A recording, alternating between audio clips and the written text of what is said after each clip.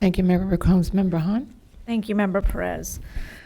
So I do understand all that, although I think the insurance piece is putting an undue burden on families. I think there's got to be some workaround around that in regards to if the provider is insured, there shouldn't have to be a separate policy or so forth for the parent to have to pay for them to be in the school district. If they're,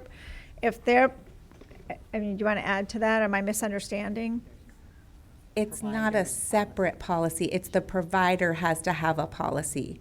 So Okay. if the provider's coming in, they have to have the insurance, not the parent. And so but the parents said tonight that they were paying into that for that insurance, that was a financial We are burden? not, right, we're not requiring that. Now, the provider company is. may be passing that on. That would be my Right. assumption, but we do not ask the parents to pay for anything. So it's the provider passing on the cost of that to That the would be parent? how I interpreted what they were saying. Okay. So, I've worked in special education my entire career until I became a school board member. So I really do understand very well the undue stress, as all of you do, that these parents are under. And it is a lifetime. It's, it's never ending, and they're advocating for their child. I'm a big believer that providers should be in schools providing these services. I think that there's an importance to continuity of services from home to school for these students so that they can be successful. And, I'm very concerned that we seem to have all these barriers in place. And not a whole lot of collaboration, and it seems very bureaucratic in the steps that parents have to go through to get providers into the schools. And do they have to fill these PIPs out every year? Yes, they do. Yeah, so there's not like, well, I did the whole packet last year, now it's just a renewal letter or something. There are things like that you could put in place that would make it, if there's no changes, a little more, less cumbersome for families and overwhelming. I don't understand why there hasn't been that. Has there not been a meeting with the families around this? Yes, so we met with them last school year, and we have an upcoming meeting that we're scheduling with the families and the therapist. When is hear that that. meeting? Thank you. That meeting has been offered to them August 9th or August 20th. Okay. And so we've agreed, I had a conversation with them out after the Okay, good. public comment, and we've agreed to have a meeting in which we want to fine-tune, tweak, and create a procedure that is beneficial to the student. We will put students first. Yeah. We will make sure that it's something that we remove as many barriers as possible while maintaining integrity of the statute. So we will work with them So to get this done. I'd like some follow-up after that meeting, and just to know which barriers you were able to overcome, help the parents overcome. I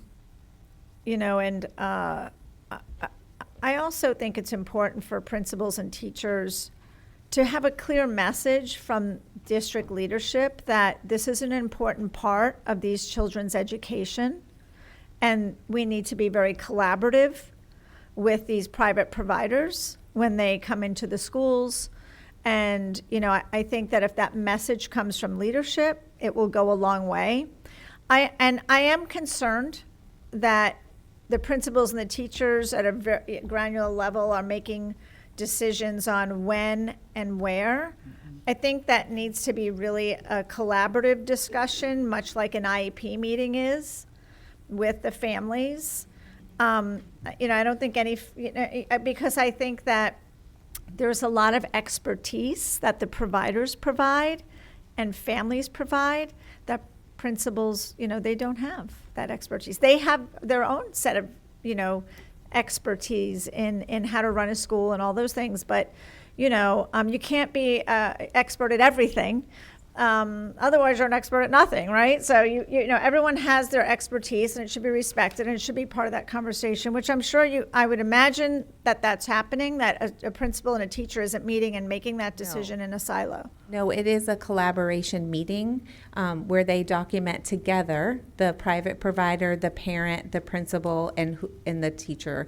They work together. There's a whole, like, we've trained them on how that collaboration meeting should go. Is and that reflected in the information? Because it doesn't seem to be on like page 23, I think it is.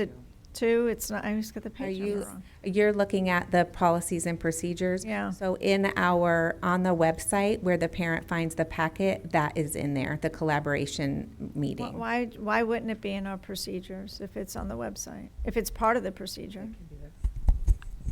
The collaboration meeting that Shannon was just sharing is a practice that Hillsborough County put in place. It is not required in the statute, but I think we agree 100% that it was a decision that needed to be made collaboratively with the provider and the family. So in our packet, the information for the parents is once we have all the required documents, then the collaboration meeting is scheduled. So there's a separate form that they kind of walk through to guide them through that process. So there's nothing in this packet tonight that is outside state statute? In the P&P document, the document that we're approving tonight? right, this, and that's part of this document's, So everything challenge. just is states what's required by state statute. There's nothing included outside of what's required by for, state statute. for this particular piece. If Why? you look If it at is for others, why isn't it for this? Right, they just don't quite, and we've had two, I know they don't require it. Do they require it in the other sections? for specific sections. Yeah. It's their template. But you could add it. It's your discretion is what I'm kind of getting at here. It's up to you whether you add it or not. They're not saying not to add it. You're just choosing not to add it. So what happens when you meet with the families and, would there be a possibility of anything in this changing?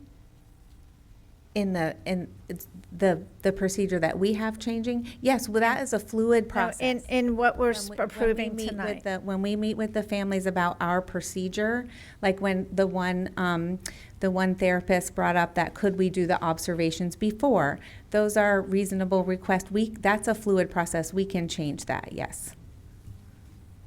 But will it be reflected in this document? Any of the changes, some of the things listed in this document, they are claiming are barriers. No, I think they're not claiming in this document. We provided them with a copy of our procedure, like on the website, when the parent wants their private instructional personnel to come to the school, they have to request it to say, hey, we have a speech therapist that we want to come, because it's not just the RBTs. They talked a lot about RBTs, but it's speech therapy, occupational therapy, there's many others.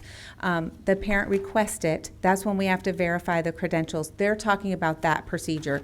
They asked us for it, we provided it to them, and it's on our website. So that's what they were speaking to tonight, not the PMPs. Is the PIP form included in this document when you send it? No, so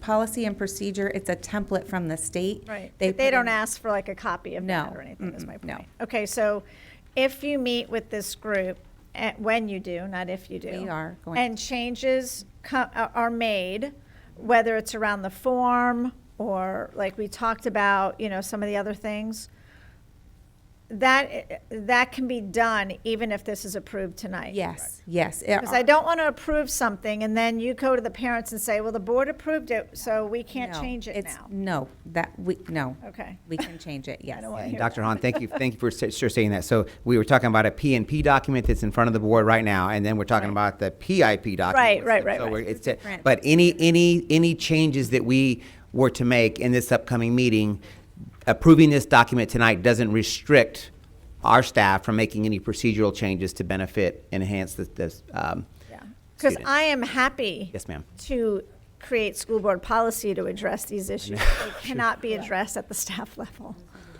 Okay, thank you. Dr. Hahn, thank you so much. But I just want to assure this board that we will work with these families to make the needed modifications to our procedure, and we will then provide that information to the board. We will share that with you. I appreciate that. I know this is challenging. I know it's very family specific too, because every child is unique. But you know, the last thing we want is for our ESC families to feel marginalized, leave our schools because they feel they could do better homeschooling or in a charter school.